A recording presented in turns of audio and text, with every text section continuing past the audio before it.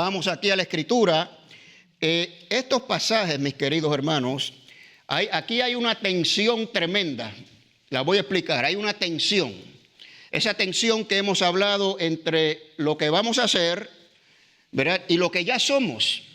Porque como dijo el hermano Marcos, nosotros ya estamos resucitados con Cristo.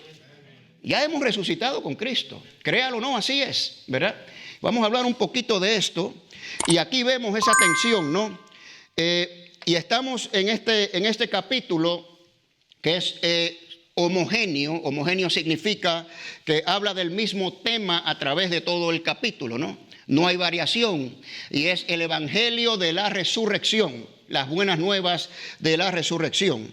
Y como hemos dicho anteriormente, este argumento de Pablo se basa en el hecho de que ahí en la iglesia de Corinto, ¿verdad?, había personas que decían los muertos no resucitan, los seres humanos muertos no resucitan, creían en la resurrección del Señor.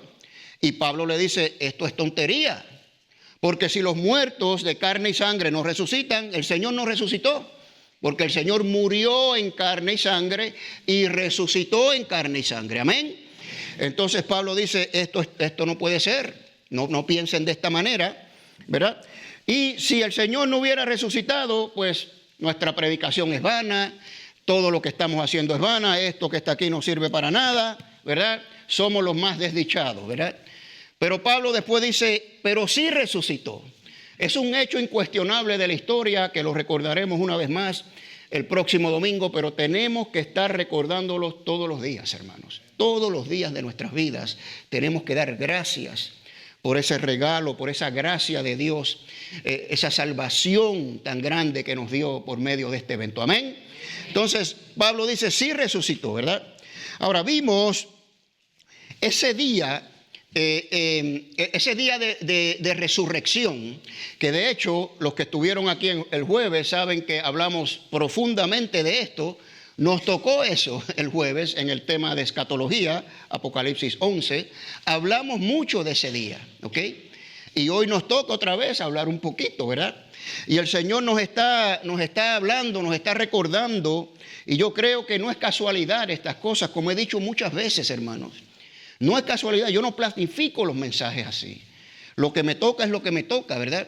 Y yo creo que el Señor quiere que recordemos lo que Él hizo por nosotros, su muerte, su resurrección, y recordemos la esperanza que no avergüenza, la esperanza que tenemos en ese día glorioso de la resurrección, ¿no?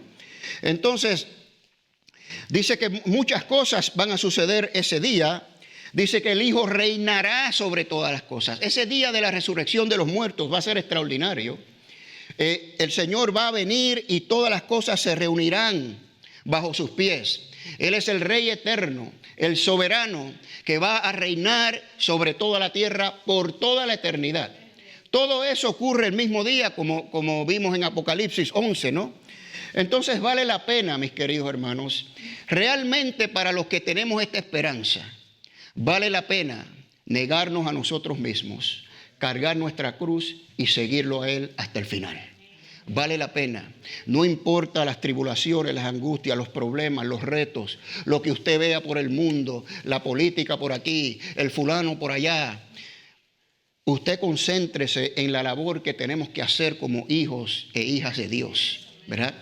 Y vale la pena seguir insistiendo, seguir orando, seguir en la palabra, seguir congregándonos, seguir predicando el evangelio hasta el final de nuestros días. ¿Okay? Como dice en Primera de Juan, dice capítulo 2, versículos 15 al 17, que no améis al mundo, dice. No améis al mundo, dice aquí, ¿verdad? Ni las cosas que están en el mundo. Si alguien ama al mundo, pues el amor del Padre no está en él, ¿verdad? Ahora mire, porque todo lo que hay en el mundo, los deseos de la carne, los deseos de los ojos, esas pasiones carnales que tenemos, esas emociones donde la carne nos quiere llevar, a veces se nos van los ojos donde no deben irse, ¿verdad? Y la vanagloria de la vida, la fama, la fortuna, el que todos me reconozcan, el ser importante, ¿verdad? Nada de eso sirve para nada, dice aquí Juan, ¿verdad? Eso no proviene de Dios. Dice, el mundo pasa y sus deseos, Todo es temporal, como hemos dicho tantas veces aquí. Todo aquí es temporal, no importa lo que tengas, va a terminar. Pero el que hace la voluntad de Dios permanece para la resurrección, hermanos, para siempre, ¿verdad? Ahora, un poquito acerca de la resurrección, voy a dar un par de cositas nada más que compartimos el jueves, que van a añadir a lo que vamos a dar hoy. De hecho, vamos a aterrizar, ¿verdad?, aquí en estos pasajes. Entonces, sabemos que esa resurrección ocurre en la segunda venida de Cristo. Amén. En la segunda venida de Cristo, aquí mismo versículo 23. Primera de Corintios 15, 23. Ahí está. Los que son del Mesías en su venida. Primero el Mesías ya resucitó y después ese día los que son del Mesías, los muertos en Cristo, los que murieron en Cristo, que no estaban muertos en sus pecados, fueron vivificados, ¿verdad?, por la sangre de Cristo, lo recibieron como su Salvador. Esos van a resucitar en su segunda venida, en su venida, ¿no? Dijimos también que ocurre a la final trompeta, eso lo vimos en Apocalipsis, pero aquí también en Primera de Corintios lo vamos a ver a su debido momento, versículo 52. Ahora, un par de cositas más. Ocurre el mismo día en que Dios va a venir con justicia, con su juicio. El día del Señor, el día de la ira de Dios. Apocalipsis 11, 18. Dice, se airaron las naciones. ¿Por qué se airaron las naciones? Póngase a pensar. Ya dije que ese día, cuando venga el Señor en su segunda venida, se acabó el tiempo, hermanos. Literalmente, porque vamos a la eternidad, pero se le acabó el tiempo a toda persona que no se arrepintió. Y claro, cuando vean esto, los que estén vivos no van a estar contentos, se van a airar, ¿verdad? Y van a pelear, dice Apocalipsis, ¿no? Pero dice, y tu ira ha venido, la ira de Dios, ese mismo día, el tiempo de juzgar, mire, a los muertos y a dar galardón, recompensas. Usted sabe que Dios es galardonador de los que le buscan, ¿verdad? Eso dice el libro de Hebreos. Pues viene el tiempo de dar ese galardón. Vamos a hablar un poquito de recompensas hoy, ¿verdad? A tus siervos, los profetas, a los santos, a los que temen tu nombre, a los pequeños, los grandes, no importa, y destruir a los que destruyen la tierra. Es el día de la ira. Todo esto ocurre el mismo día, por decirlo así, ¿no? Al mismo tiempo, ¿okay? La resurrección y todas estas cosas. Entonces, dijimos que a esto la palabra le llama la primera resurrección. La primera resurrección. Y esto es importante porque surgieron varias y buenas preguntas y necesitamos una vez más aclarar esto para beneficio de aquellas personas que no estuvieron el jueves, ¿no? Entonces, hay dos resurrecciones de la cual la Escritura habla, ¿okay? La primera resurrección es exclusiva, específica para los que mueren en Cristo, ¿okay? Para los que mueren en Cristo, para nadie más. Vamos a demostrarlo aquí con Apocalipsis 20, versículos del 4 al 5. Dice Juan, y vi las almas de los que habían sido decapitados por causa del testimonio de Jesús y de la palabra de Dios, de los que no habían adorado a la bestia ni a su imagen, ni habían recibido la marca sobre su frente ni sobre su mano. Volvieron a la vida, resucitaron y reinaron con Cristo por 1000 años. Esta es la primera resurrección, exclusiva para los creyentes. Por eso Pablo dice aquí en Corintios, primero resucitó Cristo, ya resucitó, ¿okay? Y después, cuando venga este día, los muertos en Cristo, ¿ok? Primera resurrección. Ahora, la Biblia habla de una segunda resurrección. Aquí mismo, en Apocalipsis 20, versículos 5 y 6, los demás muertos, me sigue, ¿verdad? No los que ya resucitaron en Cristo, los demás muertos, los que murieron sin Cristo, no volvieron a la vida hasta que se cumplieron los 1000 años. ¿Okay? Así que van a volver a la vida después de este reino milenial.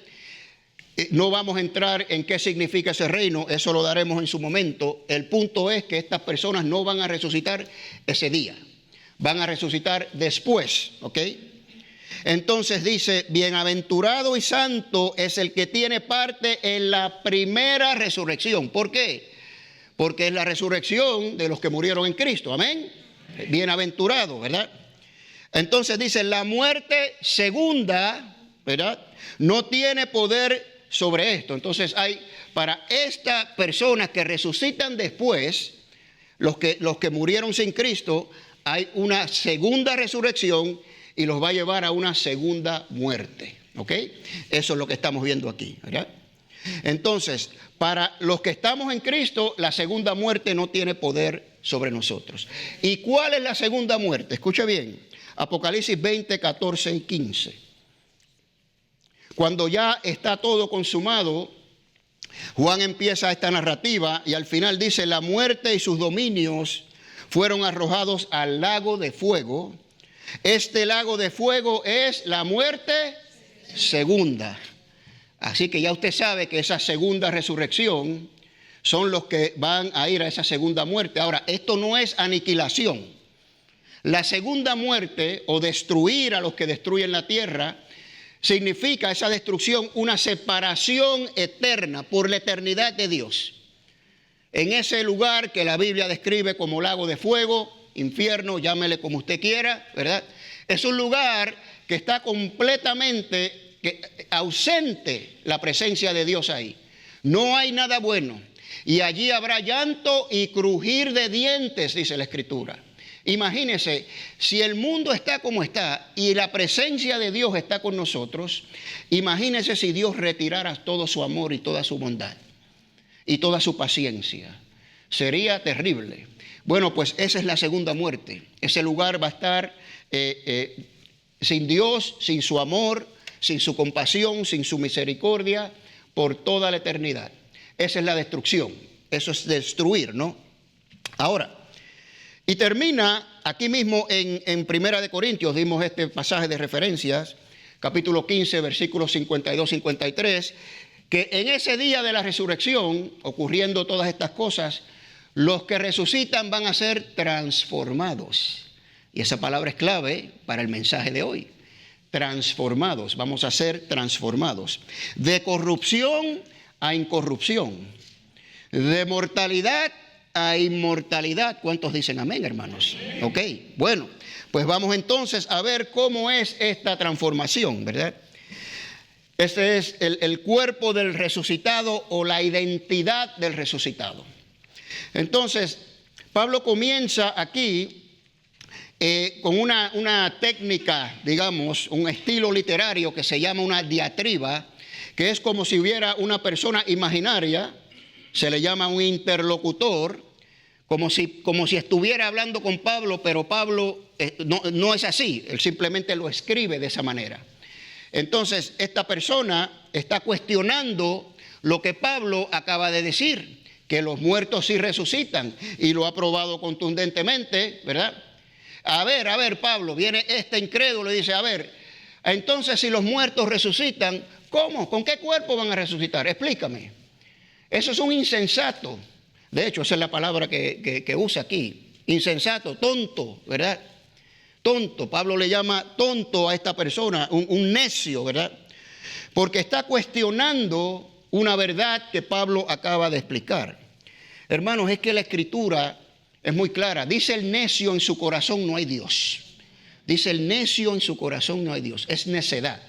Porque la creación misma nos da testimonio de que Dios existe. Amén.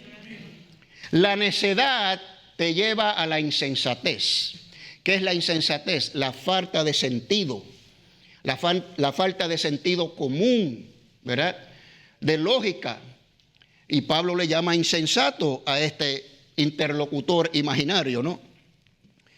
Y muchos de los que niegan el evangelio, muchos de los que no aceptan el evangelio, es porque han llegado a ese punto de insensatez, ¿verdad? No me hables de tu Dios. No, yo creo en esto, yo creo en aquello, ¿verdad?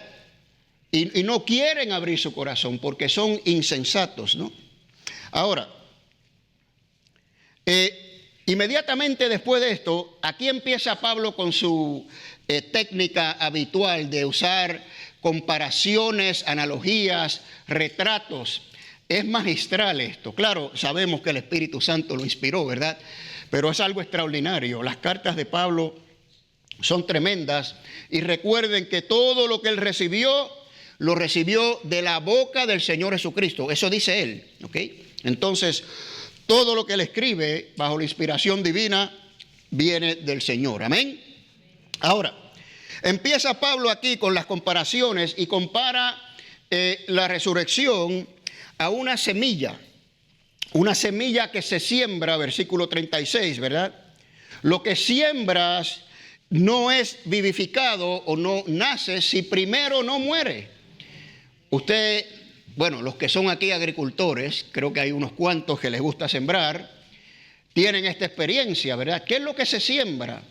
Pues una semillita, ¿verdad? Que parece que no tiene vida, no sirve para nada. Usted la entierra ahí, en buena tierra, y la semilla muere, se deshace. Pero de ahí sale un cuerpo tremendo, un cuerpo hermoso, ¿no? Una cosa extraordinaria, excepto en mi casa. El cementerio de las plantas en mi casa, mi querido hermano, quiero que sepan. Bueno, tuve un tiempo de que sí, coseché, me gustaba mucho y tuve un poco de éxito, pero es tanto tiempo que hay que dedicarle a esta cosa que dije, no señor, ¿verdad? Y cada vez que le regalan una planta a mi esposa le dije, ay, vino a morir aquí. Pero bueno, eso es otro punto, ¿verdad? El punto es que la semilla muere y nace un cuerpo totalmente diferente. Versículo 37. No siembras el cuerpo que llegará a ser, sino un grano desnudo de trigo o de cualquier cosa. Usted siembra la semilla de lo que sea, ¿verdad? Y nace, pues no sé, el aguacate, la guayaba, las naranjas, y son plantas hermosas, completamente diferentes a lo que usted sembró. Pero tuvo que morir primero. Así es que, ojo, ya vamos entonces interiorizando, visualizando esto para la resurrección. Lo que se va a sembrar, nuestro cuerpo corrupto, va a resucitar en algo diferente a lo que hacemos ahora. ¿Amén? Ok. Bueno, ese es el primer punto, ¿no? Entonces, punto importante, en el versículo 38, dice que Dios le da un cuerpo como Él quiso y cada una de las semillas su propio cuerpo. También importante para entender cómo va a ser esto de la resurrección, ¿verdad? No todos los cuerpos van a ser iguales. Dios le va a dar un cuerpo a cada uno como Él quiso, de acuerdo a su soberana voluntad. Aquí es que yo voy a especular un poquito. Advierto, esto no está en la Escritura, ¿ok? Esto es una mera especulación mía. Yo creo que aquí es que Dios va a aplicar el sistema de recompensas, ¿ok? Los que son salvos como que quien pasa por el fuego, como decimos de panzazo, porque no vivieron una vida construida con materiales de calidad, como aquí mismo en 1 Corintios nos dice Pablo, no van a tener el mismo cuerpo que aquellos que vivieron una vida más digna. Por ejemplo, yo no puedo esperar que yo tenga el mismo cuerpo que Pablo, ¿verdad? Absolutamente no. No sé cuáles van a ser las diferencias, en qué se va a basar. Tenemos unas indicaciones aquí, pero eso lo dejo para un poquito más tarde. Pero yo creo que va a haber cuerpos diferentes y Dios le va a dar a cada hijo, hija suya, el cuerpo que le corresponda, ¿no? Bueno, entonces, esto es importante aquí. Estos pasajes demuestran lo que yo llamé el principio de continuidad, ¿ok? ¿Qué significa? Bueno, hay una vasta diferencia entre la semilla que se siembra y el cuerpo. Eso ya lo vimos, ¿verdad? Y hay diferentes clases de cuerpos, ¿verdad?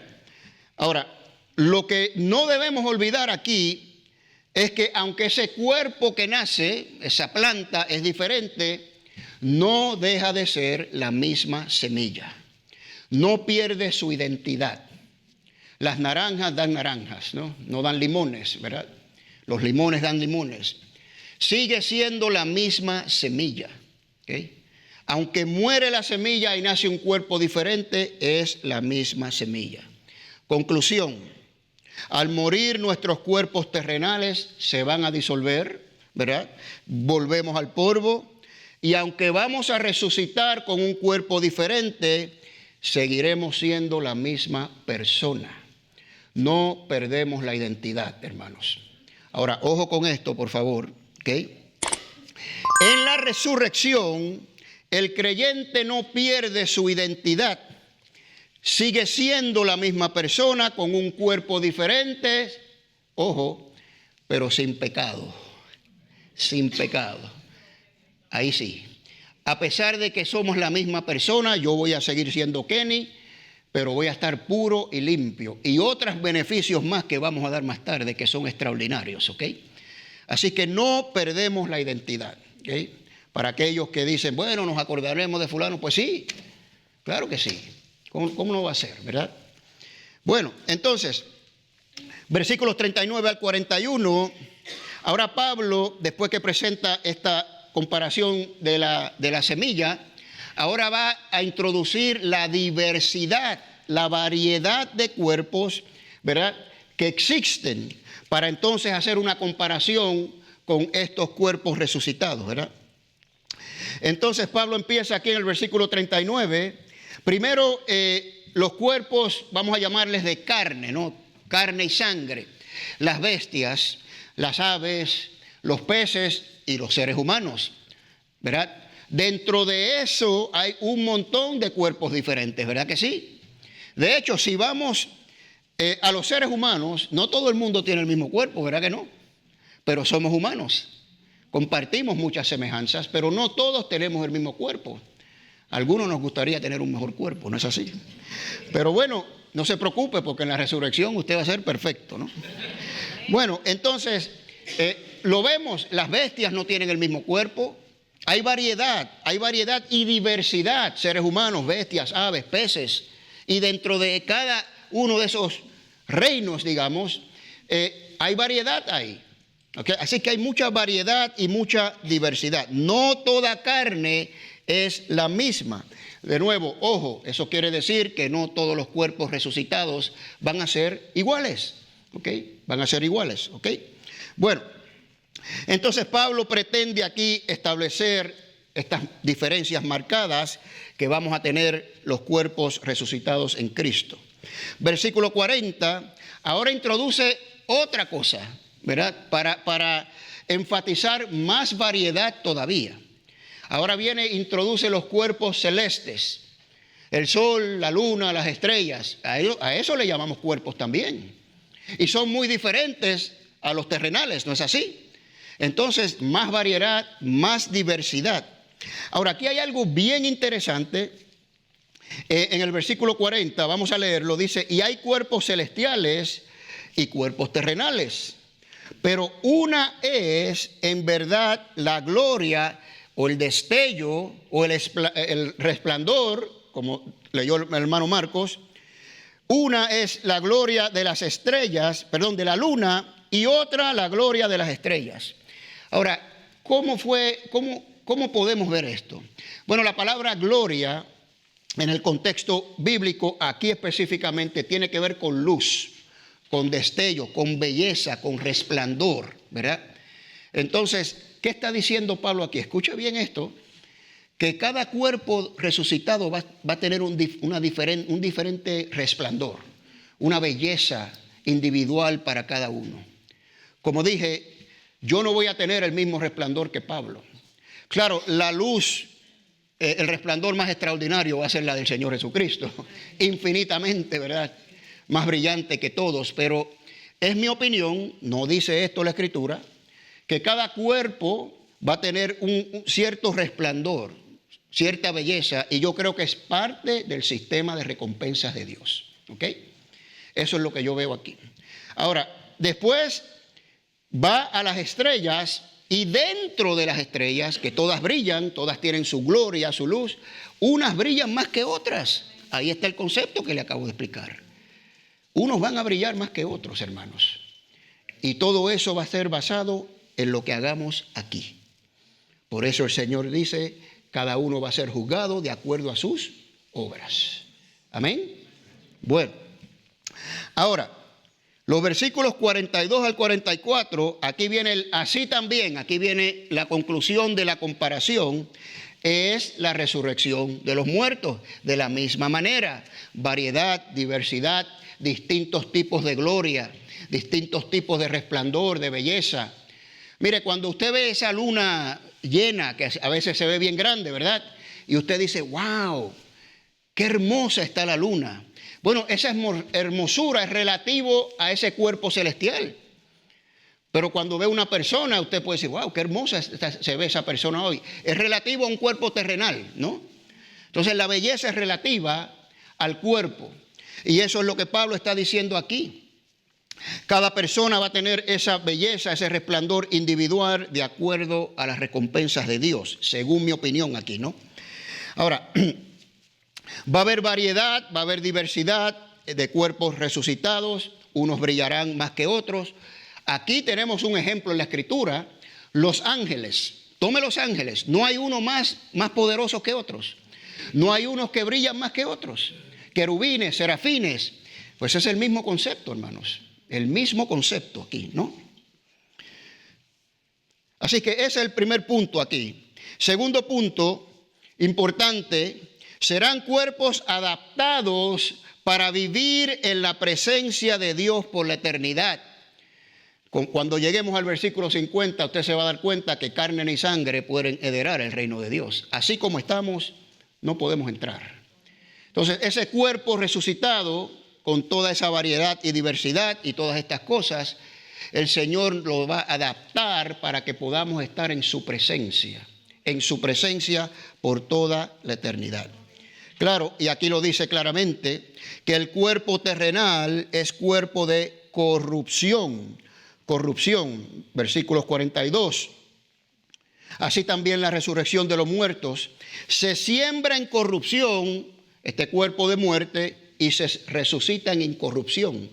Por eso es que vamos a poder estar en la presencia de Dios, porque vamos a resucitar limpios y sin pecado, sin mancha, sin arruga. Ojo, ya estamos limpios y sin pecados. Ahí está la tensión que les quiero hablar, hermano. Ya estamos limpios y sin pecados.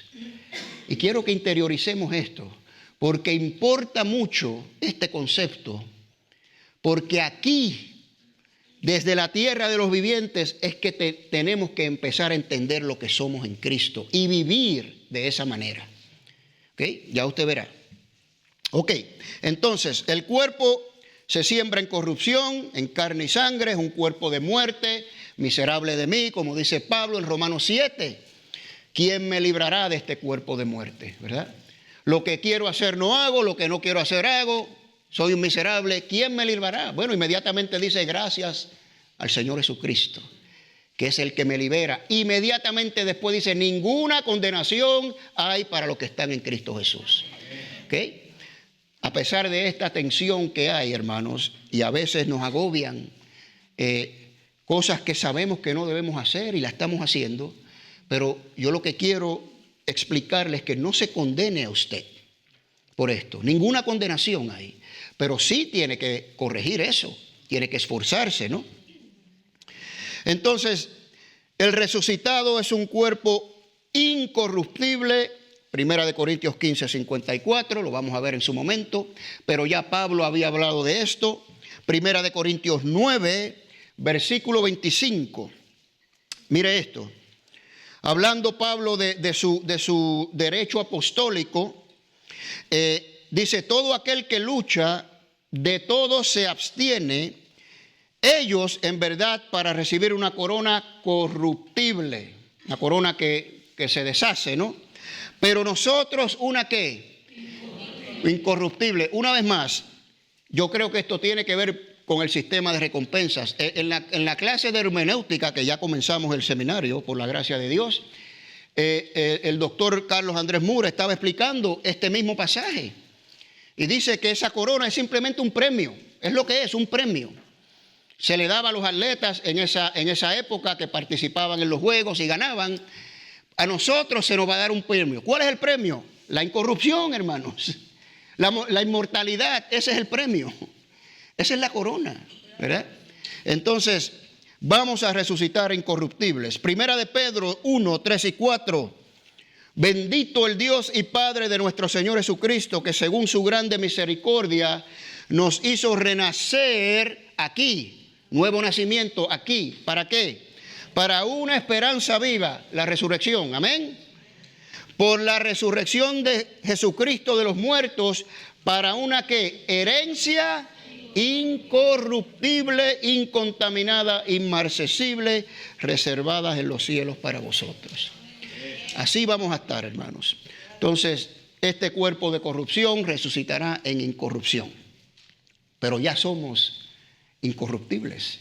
Ya tenemos el Espíritu de Dios. Usted ve la tensión que hay aquí, ¿verdad? Ok. Y después dice que el terrenal también se siembra en humillación y debilidad. Y la humillación resultará en, de nuevo, gloria. Es decir, resplandece, ¿no?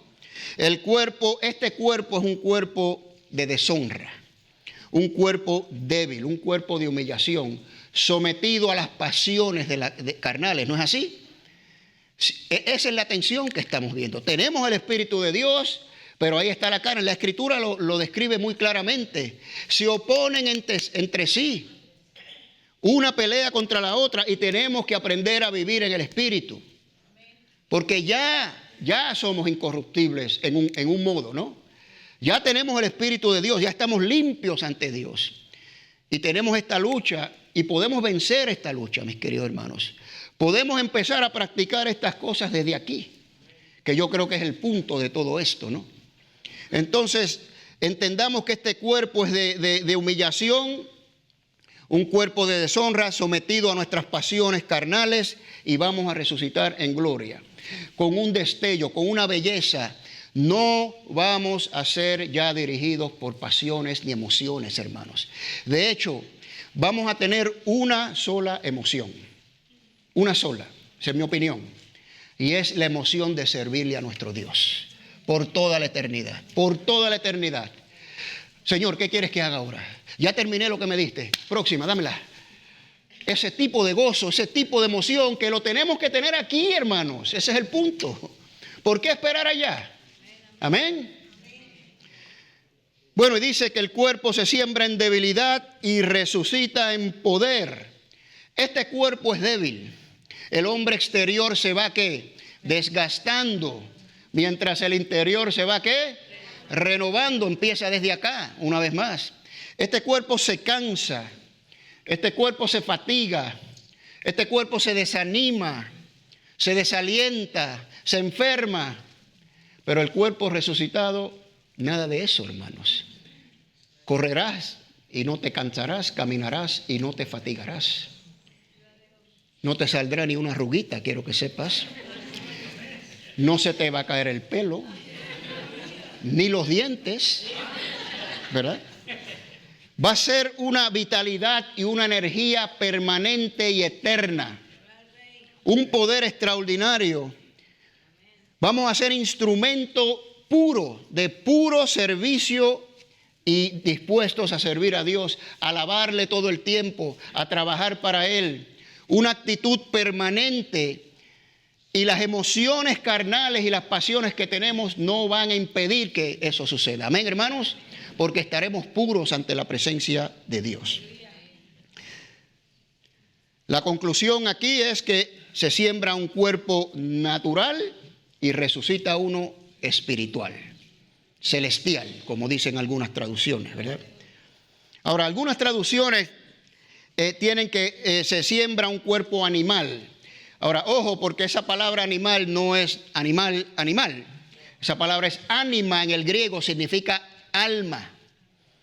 Lo que se siembra o lo que muere es un cuerpo condicionado a lo físico, que tiene un alma que está condicionada para vivir en este planeta, ¿verdad? No podemos vivir en más ningún otro lado, y aún así dentro de este planeta no podemos vivir debajo del agua, ¿verdad que no?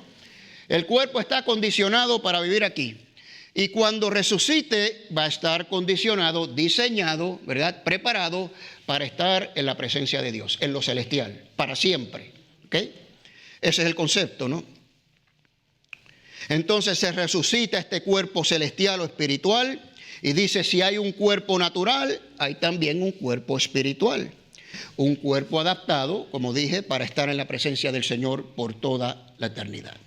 Así que el cuerpo del resucitado en Cristo estará condicionado, diseñado para vivir delante de la perfecta santidad de Dios. No vamos a morir al verlo cara a cara, porque usted sabe que nadie puede ver a Dios en esta condición, porque quedamos fulminados, ¿verdad? Dios no puede presenciar el pecado. No podemos estar delante de Dios. Pero el cuerpo resucitado, sí. Ahora les voy a dar un ejemplo de la Escritura. Cuando Adán y Eva fueron creados, ¿ok? Todo el mundo dice que fueron creados inmortales, tenían una relación con Dios, todo es cierto. Pero yo no lo veo de que fueron creados así inmortales. La inmortalidad de Adán y Eva venía porque estaban en la presencia del inmortal. ¿Me explico? Dios los crea con ese cuerpo que permite que estén en su presencia. Por eso eran inmortales. Y por eso eran puros y perfectos y podían estar en la presencia de Dios y disfrutaban de una relación extraordinaria. Ahora, eran cuerpos de carne y hueso, quiero que sepan, pero eran cuerpos espirituales. Eran cuerpos espirituales, eran cuerpos celestiales, pero eran de carne y hueso. No sé si me está siguiendo. ¿Qué pasó? Cuando Adán y Eva deciden, por su propia voluntad, separarse de Dios, entonces se rompe esa eternidad. Ya no están en la presencia de Dios, pierden su eternidad. Ahora la carne toma posesión sobre la parte espiritual. Ahora somos de carne. Ahora somos de carne. Por eso Pablo lo va a decir aquí. Lo primero no es lo espiritual ahora en nosotros, sino lo natural. Por eso que sucedió ahí. Pero hubo un tiempo, yo quiero que usted sepa, que Adán y Eva, de carne y sangre, ¿verdad?, estaban en la presencia de Dios, puros, limpios, sin pecado, sin emociones, ¿verdad?, queriendo servir a Dios siempre, pero eran de carne y hueso, como somos nosotros. Así que nuestros cuerpos van a ser de carne y hueso, ¿verdad?, pero una versión mucho más mejorada, como hemos visto ya, con un poder tremendo y unas cualidades extraordinarias, ¿no? Bueno, entonces aquí es que viene el contraste entre Adán y Cristo, versículos 45 al 49. Dice, así también está escrito, el primer hombre, Adán, fue hecho, importante, fue hecho un ser viviente, Génesis 2:7. Dice la Escritura que lo hizo del polvo de la tierra y sopló aliento de vida, le dio un alma, ¿verdad? Adán fue hecho, pero dice aquí el contraste o la comparación, bueno, es un contraste porque son diferentes. Dice, pero el postrer Adán, ¿quién es el postrer Adán? Jesucristo, ¿verdad? Dice, no dice que fue hecho, dice que es un espíritu viviente, un espíritu vivificante. Ahora, ojo, porque el Señor resucitó de manera que corporal, de carne y hueso, pero es un espíritu que vivifica. Ese es el punto. Nosotros en la resurrección vamos a ser igual que Cristo. Vamos a ser de carne y hueso, pero vamos a ser espirituales. Y vamos a estar en el lugar celestial con el Señor, ¿verdad? Y ese es el punto aquí. Cristo no fue hecho, sino es un espíritu que da vida, ¿verdad? Jesús no era solo un hombre de carne y sangre, sino la misma encarnación del Espíritu de Dios, 100% humano y 100% Dios. Bueno, cuando nosotros resucitemos vamos a ser, digamos, 100% humanos, sin pecado, y 100% espirituales, de la manera que Dios nos asigne a cada uno de nosotros esos cuerpos, ¿no? Así, esa misma naturaleza compartiremos. De hecho, Primera de Juan 3:2 lo dice, seremos semejantes a Él cuando lo veamos cara a cara. Amén. Bueno, el mismo Señor Jesucristo en Juan 6:63 dice, el Espíritu es el que da vida. La carne para nada aprovecha. Las palabras que yo os he hablado son espíritu y son vida, fíjese. Son espíritu y son vida. Estamos hablando de aspectos espirituales, pero no vamos a ser espíritus, ¿ok? Vamos a ser seres físicos, pero espirituales, ¿no? ¿Sí? Claro, un poquito después de este pasaje, ahí en el Evangelio de Juan, el Señor dice unas palabras muy fuertes y se van casi todos. Y el Señor mira a los discípulos y dice, ¿ustedes también se van a ir? Y ahí es el famoso pasaje que dice Pedro, ¿a quién iremos, Señor? Si solo tú tienes palabras de ¿qué? De vida. Porque las palabras del Señor son espirituales. Ahora, atención, dice la Escritura que las palabras del Señor, las Escrituras, solo se pueden entender por el Espíritu. El hombre natural no puede, porque es que ya tenemos el Espíritu. Por eso les dije, en realidad debemos ser espirituales o más espirituales que carnales. Es esta lucha, hermanos, que tenemos y tenemos que aprender a luchar. Tenemos que aprender a ponernos la armadura. Tenemos que aprender a derrotar la carne, ¿verdad? Porque somos espirituales y entendemos las Escrituras por medio del Espíritu. La persona que no tiene el Espíritu no entiende nada de estas cosas, ¿verdad? Dios tiene que abrir sus ojos, ¿no? Para que entienda. Así que solo tú tienes palabras de vida. Después dice claramente lo que acabo de explicar, ¿no? Lo primero es lo físico, versículo 46. Pero no es primero lo espiritual, sino lo físico, luego lo espiritual. Cuando nosotros nacemos en este mundo, nacemos heredando la naturaleza física de Adán. La naturaleza, tendencia a pecar. Y vamos a pecar 100%. No hay otra probabilidad. ¿Okay? Así nacemos con esa naturaleza y vamos a pecar. ¿Okay? Nacemos físicamente, heredamos la muerte. Igual que Adán. Porque por medio del pecado entró la muerte, ¿no? Heredamos el cuerpo físico de Adán. Lamentablemente, yo hubiera querido heredar el cuerpo espiritual, aunque Adán era de carne y hueso y Eva, pero ese cuerpo no lo heredamos. Heredamos el físico, el material. Ahora, esto yo lo comparo con la vieja manera de vivir, para los que están en Cristo nada más. Para los que están en Cristo.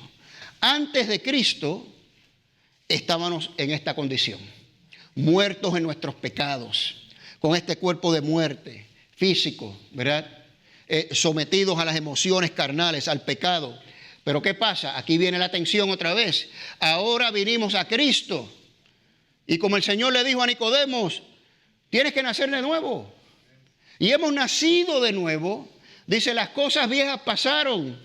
Todas, no algunas, todas son hechas nuevas. Claro, seguimos en este cuerpo de muerte, pero ahora somos nuevas criaturas. Tenemos el Espíritu de Dios, ¿verdad? Ahora ya no somos de Adán, mis queridos hermanos. Eso es lo que quiero que entendamos todos. Ahora usted tiene la naturaleza de Cristo y tenemos que aprender a vivir bajo esa naturaleza, a pesar de la lucha entre el espíritu y la carne. ¿Me explico, hermanos? Así que estos cuerpos resucitados que hemos descrito aquí, ¿verdad? Y es una gloria tremenda y una capacidad tremenda que vamos a tener según nos las dé Dios. Está bien, pero el punto es que ya nosotros somos así, los que estamos en Cristo, únicamente el que está en Cristo. ¿Okay? Ya somos resucitados, ya somos espirituales y tenemos que empezar a vivir así. ¿Qué mejor práctica que aplicarlo aquí en la tierra de los vivientes y no estar esperando a que lleguemos allá, ¿verdad? Así hacemos el ejercicio aquí y estaremos listos cuando el Señor nos llame. Amén. Bueno, entonces estando en Cristo, ahora compartimos su herencia, su gloria, ¿ok? Ojo, sus padecimientos. Porque no es todo es color de rosas, hermanos. Así como heredamos el cuerpo de Adán antes de Cristo, hemos heredado la herencia de Cristo, su espíritu, ¿verdad? Su poder y sus padecimientos también. Si el Maestro padeció, nosotros tenemos que padecer. Es parte de nuestro caminar, ¿no? Romanos 5, 16 y 17. El Espíritu mismo da testimonio a nuestro espíritu, fíjese, de que somos hijos de Dios. Y si hijos de Dios, herederos. ¿Okay? Y si herederos, dice, coherederos con Cristo. Este pasaje lo hemos dado tantas veces, ¿verdad? Pero somos coherederos con Cristo, la misma herencia, ya lo somos, si es que padecemos juntamente con Él. ¿Por qué? Míralo aquí. Para que juntamente con Él seamos glorificados. Ese cuerpo nuevo de que estamos hablando, ¿verdad?, es en la glorificación. Pero aquí estamos en Cristo, padeciendo con Cristo, viviendo a Cristo, predicando a Cristo, mostrando la luz de Cristo, ¿verdad?, en lo que llega a esa glorificación. Adán entonces fue sacado de la tierra, dice Pablo, pero Jesús descendió del cielo. Ahí está la diferencia. Jesús es lo celestial, lo espiritual. Adán representa lo terrenal. Antes de Cristo éramos terrenales. Ahora con Cristo somos celestiales, somos espirituales. Por eso la Escritura dice que estamos sentados en lugares celestiales. ¿Cuántos dicen amén, hermanos? ¿Okay?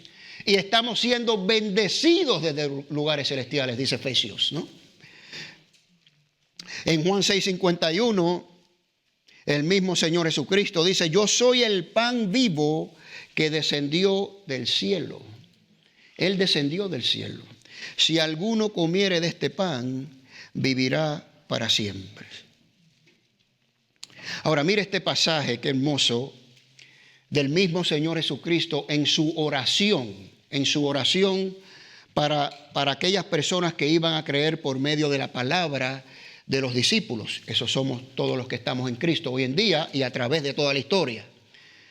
Esta es su oración. Está orando al Padre, dice, para que todos estos que van a creer sean uno como tú, oh Padre, en mí y yo en ti. Juan 17, 21 y 22, ¿no?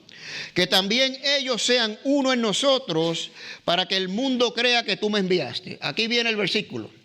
La gloria que tú me diste a mí, yo les he dado para que sean uno. Les he dado, ya no las dio, pero no hemos sido glorificados. Ahí está la tensión otra vez, ¿verdad? Ya no las dio, hermanos. Tenemos el Espíritu de Cristo, tenemos la gloria de Cristo en nosotros. Tenemos que resplandecer esa gloria al mundo. Amén, hermanos. ¿Okay? Y el propósito es para que sean uno como nosotros somos uno.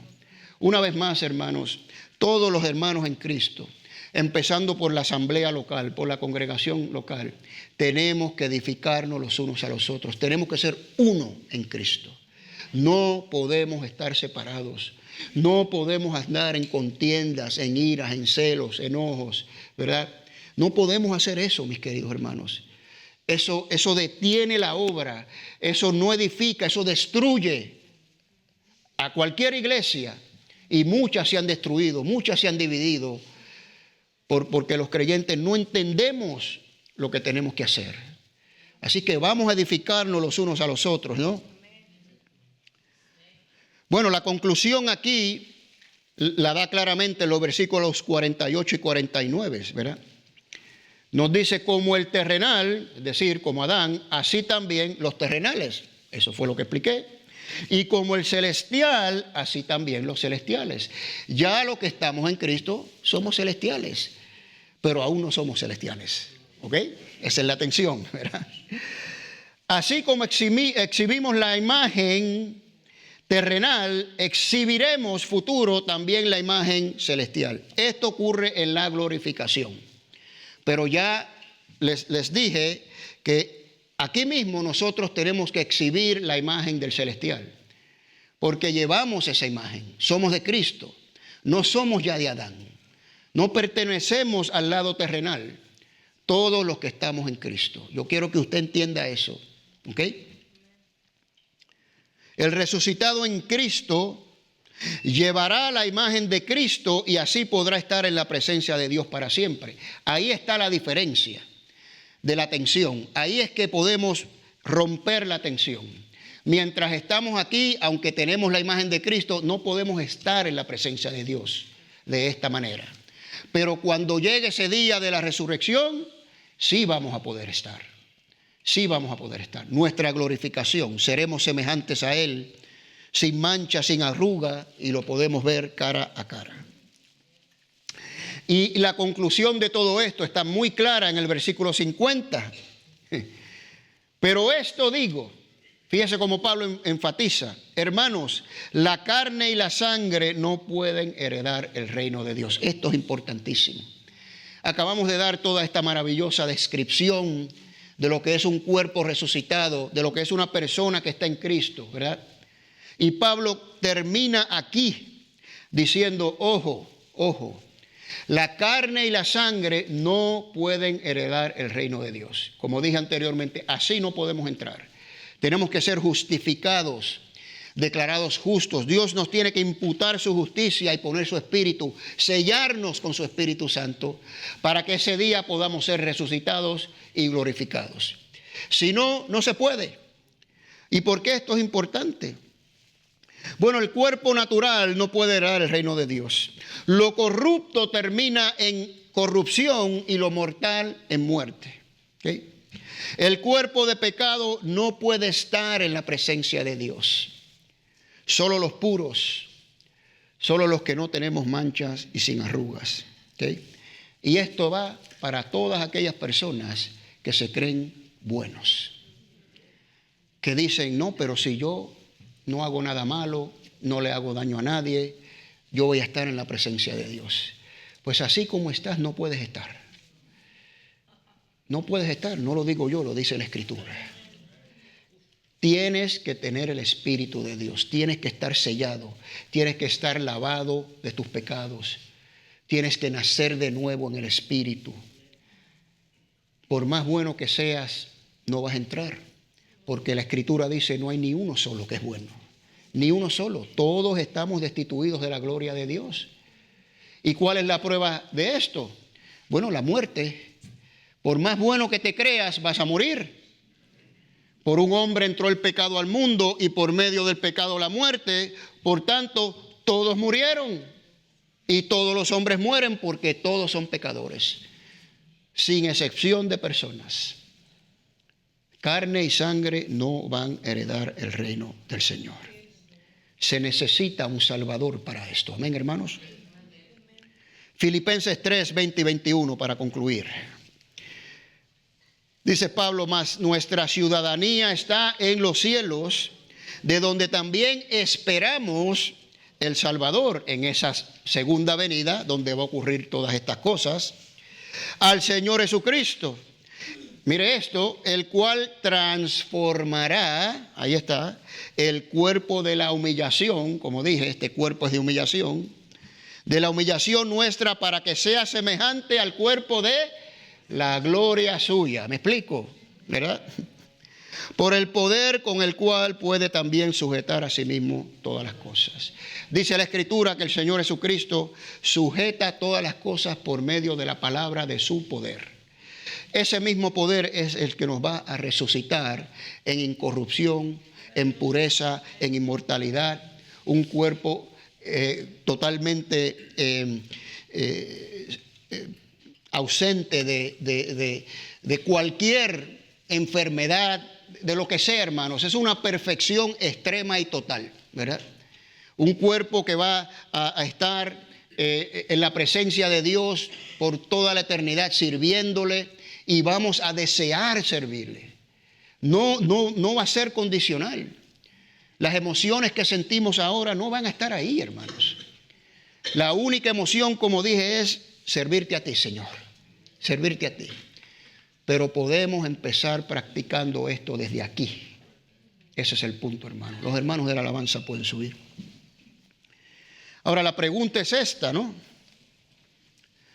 ¿Cómo se purifica el cuerpo? Si para estar en la presencia del Señor hay que purificarse, si para estar en la presencia del Señor tenemos que ser sellados, recibir su perdón, su justicia, ¿verdad? ¿Cómo se hace esto, verdad? Si para estar en la presencia del Señor tenemos que ser transformados aquí, primero aquí. Tenemos que nacer de nuevo, ¿verdad? Para que entonces en ese día podamos resucitar y podamos estar en su presencia para siempre. ¿Cómo se hace esto? Pues recibiendo al Señor Jesucristo. Recibiendo al Señor Jesucristo. Poniendo tu fe en Él. Tú abres tu corazón, te arrepientes de tus pecados, lo invitas a tu vida. Esto no es una simple oración, mis queridos hermanos. Yo creo que a veces cometemos ese error, ¿no? A veces una persona dice, yo hice una profesión de fe y declaré al Señor Jesucristo como mi Señor y Salvador, ya soy salvo. Pues así no es la cosa, hermano. Así no es. Yo creo en la oración de fe, yo creo que es necesaria, pero es con la fe que lo haces, con qué corazón lo estás haciendo. Porque si lo haces así por emoción, vas a correr el peligro que te vas a enfriar y así como llegaste, así tirás. Y nunca estuviste realmente. Entonces hay que recibir al Señor Jesucristo con una fe que significa confianza. La palabra fe, confianza. Pero es una confianza diferente. Es una confianza plena y total al grado que produce una lealtad.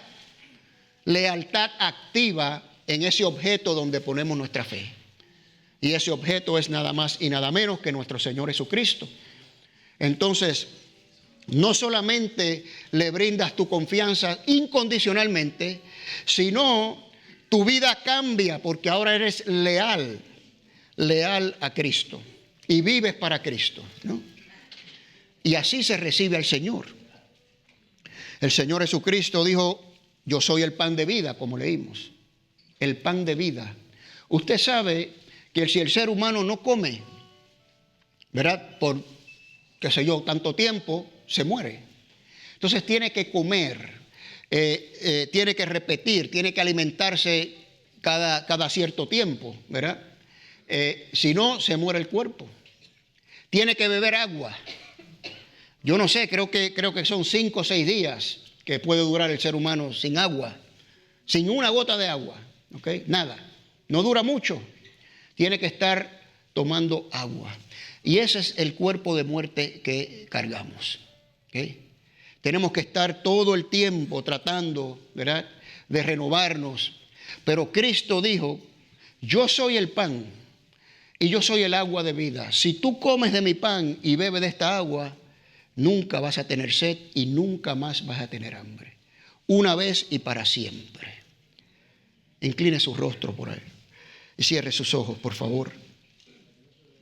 Ayúdeme a orar, mis queridos hermanos. Vamos a pedirle a nuestro Dios que si hay alguien aquí que quiera recibir al Señor Jesucristo hoy mismo, de la manera descrita, con un corazón contrito, humillado, con una fe, una confianza, una lealtad incondicional, vamos a pedirle que se levante de su asiento y pase aquí al frente, que no tenga vergüenza, por favor, que se olvide del qué dirán. No estamos vendiendo una religión, estamos simplemente predicando una relación con tu Creador y tu Salvador. Si quieres tener ese cuerpo resucitado, si quieres ser parte de la primera resurrección, hay que hacerlo, no es negociable. Oremos, mis queridos hermanos. Si usted quiere levantarse y pasar aquí, el altar está abierto para que reciba al Señor. Bendito Padre Celestial, soberano Dios, ponemos, Señor, este momento en tus manos, porque eres tú el que abre ojos, abres corazones, atraes, Señor, por medio del poder de tu Espíritu. Eres tú, Señor, el que hace toda la obra en nosotros. Eres tú, Señor, el que llama. Te pido, Señor, o te pedimos juntos como iglesia, Señor, si hay una persona aquí que necesite la salvación, Señor, que tú lo convenzas de sus pecados, de tu justicia, de tu juicio, de tus bendiciones, de tu misericordia, Señor. Lo convenzas de esta magnífica oportunidad que tiene esta persona para hoy, para que llegue hoy la salvación a su vida, Señor, y pueda ser parte de la primera resurrección. Pedimos que los levantes de sus asientos, Señor, que no pierdan esta oportunidad, Señor. Y así, Señor, semana tras semana, mientras tú nos dé la oportunidad, seguiremos, Señor, por medio del poder de tu Espíritu, por medio de tu voz, llamando, Señor. Y nunca nos cansaremos, Señor, porque esa es nuestra misión. Somos obreros, agentes tuyos, Señor, para predicar tu evangelio. Gracias, Señor Jesucristo. Gracias por el honor y la oportunidad, Señor, que nos das de hacer esto. En el nombre poderoso, glorioso y maravilloso de nuestro único y suficiente Salvador Jesús, todos decimos, hermanos, amén, mis queridos hermanos.